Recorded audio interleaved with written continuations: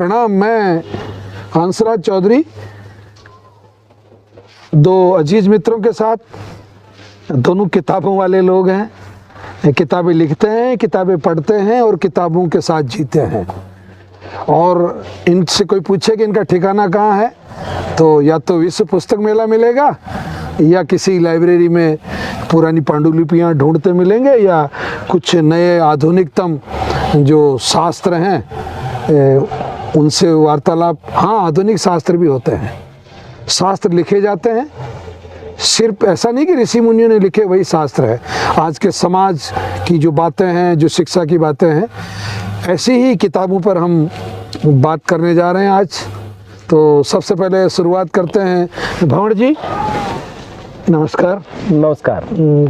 बहुत दिनों बाद अपना मिलना हो रहा है। हाँ, नव वर्ष की बहुत शुभकामनाएं आपको, क्योंकि पहले साल मतलब साल का पहला दिन, और आपने कहा कि ये किताबें पढ़ते हैं, किताबें लिखते हैं, पर मैं दर्शकों को कहना चाहता हूँ कि सामने बैठा हुआ व्यक्ति जो है वो खुद ही एक किताब है।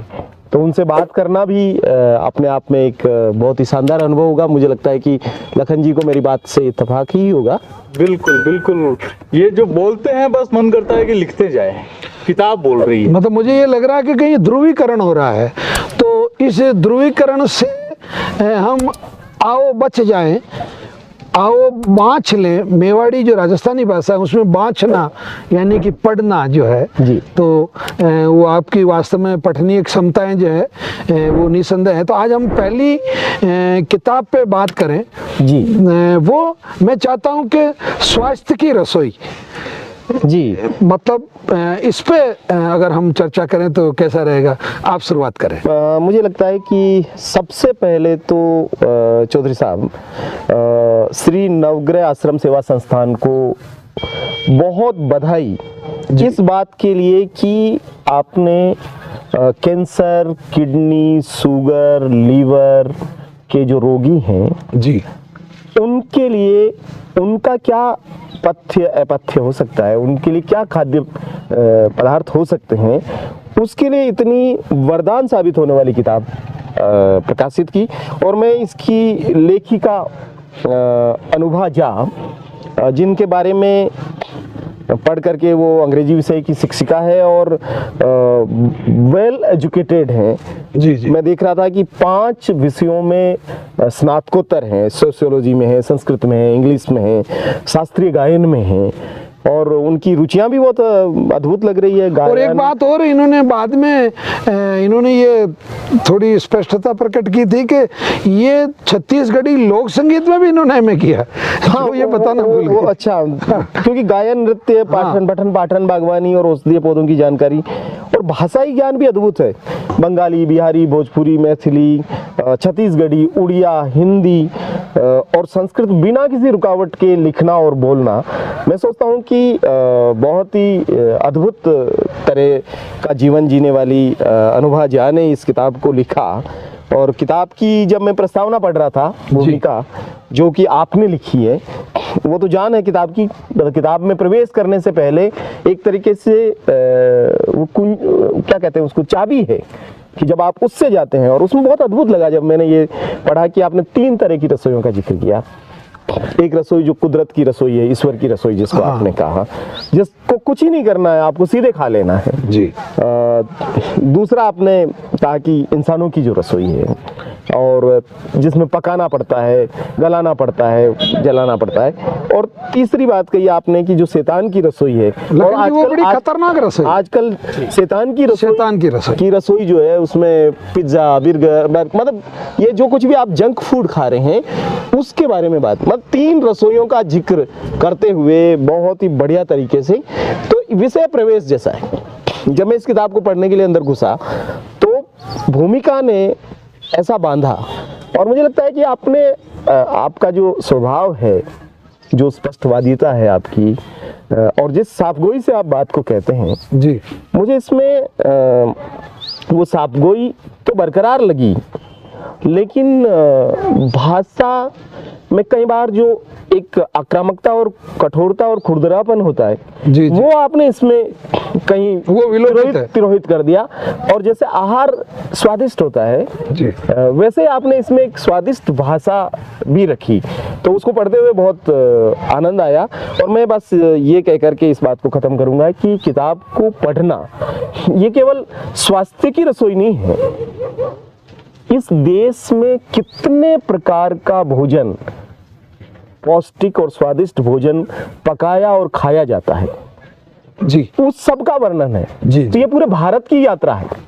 ऐसा लग रहा है कि जैसे ग्रेट किचन, वो ग्रेट इंडियन किचन जैसा है। हाँ, उस जैसा आभास। उस जैसा आभास कि आप हर एक प्रदेश की किचन में घुस रहे हैं। तो आप कश्मीर से लगा करके कन्याकुमारी तक और नॉर्थ ईस्ट से लगा करके कच्छ तक, कहाँ मक्के की रोटी और सरसों का साग खाया जा रहा है, कहाँ मेंदू वड़ा खाया जा रहा है, पोंगल कहाँ का उपयुक्त है, लिट्टी कैसे आपको बनानी है, और मतलब अद्भुत है।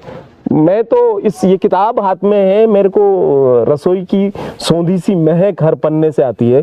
और चूंकि हम सब लोग यात्री हैं और हमने विभिन्न प्रदेशों का विभिन्न प्रकार का खाना खाया है, तो हर पेज पे जहाँ उस प्रदेश पे पहुंच जाते हैं और उसके खाने की सौंधी सी महक अंदर जी, ये वाकई है। तो इस काम के लिए मैं पुनः अनुभा झा जी को, आपको और नवग्रह आश्रम जिसने इसको छापा है, मैं बहुत बधाई देता हूँ। ये अद्भुत सेवा की है आपने। ये एक्चुअल राष्ट्र सेवा है, हमारे लोगों को मजबूत बनाने की और स्वस्थ बनाने का जो काम इससे होगा। कोई बहुत बड़े व्यक्ति से इसका हमने वो नहीं करवाया विमोचन जी। इसका पहला जो लोकार्पण जो था, एक ऐसा कैंसर रोगी था कि जिसके बार बार ये प्रश्न होते थे कि मैं क्या खाऊं, मैं कैसे बनाऊं। तो मुझे बहुत खुशी थी और मैंने क्षमा याचना की कि मैं लगातार 12-13 वर्षों में एक ऐसी अच्छी किताब, जो कैंसर रोगी क्या खाए, हमेशा समस्या होती है ये नहीं खाना, ये नहीं खाना, ये नहीं खाना, और ये किताब कहती है कि हाँ ये खाना, ये खाना, ये भी खाना। तो इसमें परहेज का पूरा, चूंकि कुट्टू, रागी, सामा, बगर, पौतान, ये सब चीज़ें। और परंतु सबसे बड़ी बात जो मैं जो कहना चाहता हूँ लेखिका के लिए भी और इस पुस्तक के बारे में भी, कि पुस्तकें, जैसा कि आपने अभी कहा कि पुस्तकें समय के हस्ताक्षर हैं, ये सिर्फ एक किताब ही नहीं, एक भारत की यात्रा है। तो वाकई ये भारत की यात्रा है। और जी, मैं इस बात से अंत करना चाह रहा हूँ इस बात का, आज की वार्ता का, कि आपने दिन में कहा था कि मुझे ये लाइन बहुत अच्छी लगी कि रोगियों के लिए तो रसोई, और ऐसी रसोई के जिससे रोग ही ना उत्पन्न हो। ये बहुत ही, मुझे लगता है कि ये बहुत मार्मिक शब्द है कि आप रोगियों के लिए रसोई चलाएं। जैसे रुग्णालय चलते हैं, वहाँ पे भोजनालय चलते हैं, वहाँ जाकर के लोग भोजन बांटते हैं कि पौष्टिक भोजन, और डॉक्टर भी कहते हैं कि पौष्टिक भोजन खाना चाहिए। लेकिन ये किताब ये कह रही है कि भोजन ही ऐसा खाना चाहिए कि आपको रुग्णालय तक ही नहीं पहुँचना पड़े, आपको कोई रोग ही नहीं हो। तो ये जड़ से ही समूल नष्ट करने का जो काम है, और किताबें कितना बड़ा काम कर सकती है जी। और मैं ये सोचता हूँ कि इस किताब के अपने पाँव हैं, ये खुद की गति से दौड़ेगी और इसको किसी के शायद सहारे की जरूरत नहीं होगी। हर व्यक्ति जो स्वस्थ रहना चाहता है जी, उसको अपने आप ही इस किताब तक पहुँचना है, और शायद ये किताब वहाँ तक अपने आप ही पहुँचेगी और ये वो अपनी यात्रा तय करेगी।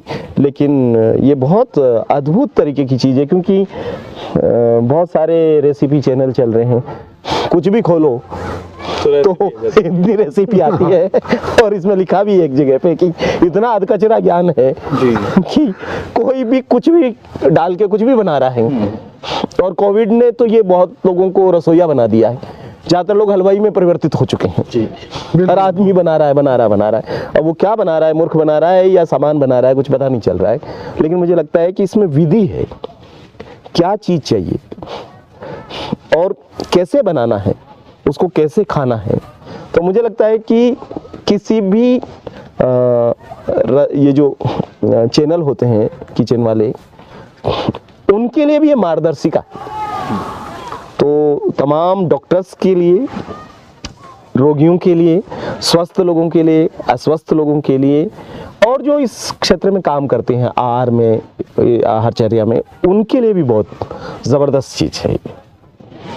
मुझे इस किताब का जो टाइटल है, इस टाइटल में जो थाली बनी है जी, वो तांबे की थाली जैसा लग जी बिल्कुल। रहा है। इसका भी कोई उल्लेख है, आपने इसको पढ़ा तो कहीं कि जी हाँ, इसमें पात्रों का है, बर्तनों का भी है। और सबसे बड़ी बात इसमें कि ये जो आप इसका आवरण देख रहे हैं ना, ये बद्री भटाना का बनाया हुआ आवरण है ये। और जिस तरीके से थाली इन्होंने बीच में रखी, और आप देख रहे हैं नवग्रह आश्रम का जो लोगो है वो तिलक की जगह इसमें है। और इसमें 3 डॉक्टर्स के एक्सपर्ट कमेंट्स है इस पुस्तक के अंत में, क्योंकि वो लोग बहुत लंबे समय से कैंसर रोग की चिकित्सा में रत हैं। वो लोग 6-6, 7-7 साल का अनुभव उनका, तो वो मतलब इस बात को कह रहे हैं कि हमने इसका जो अध्ययन किया। मैं अंत में ये कहना चाहता हूँ कि ये हमारी जो 5000 साल की जो ज्ञात इतिहास है, सभ्यता के ज्ञात इतिहास की आहार की यात्रा भी इसमें है। जी, किस समय में क्या खाया जा रहा था और कैसे खाया जा रहा था। अच्छा, आचार्य वाग्भट से लगा करके, सुश्रुत से लगा करके, चरक से लगा करके, महाभारत से लगा करके, वैदिक काल में, और तमाम चीजों का। तो मुझे लगता है कि हाँ, इन सब का समावेश वो भी केवल ये नहीं है कि मिर्च में टमाटर डालना है और इसमें तेल डालना है और कढ़ाई गर्म करनी है, वो नहीं है।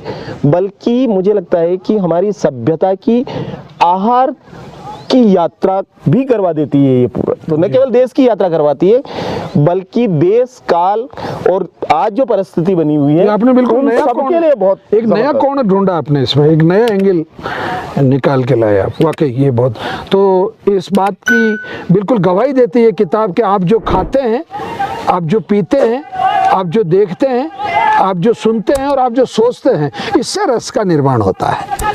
तो वाकई ये 5 चीज़ों में मतलब खरी उतरती है। और आप जैसे सुधीजनों के द्वारा ये जो परिचर्चा है, इसके लिए नवग्रह आश्रम की तरफ से मैं आप लोगों को धन्यवाद ज्ञापित करता हूँ।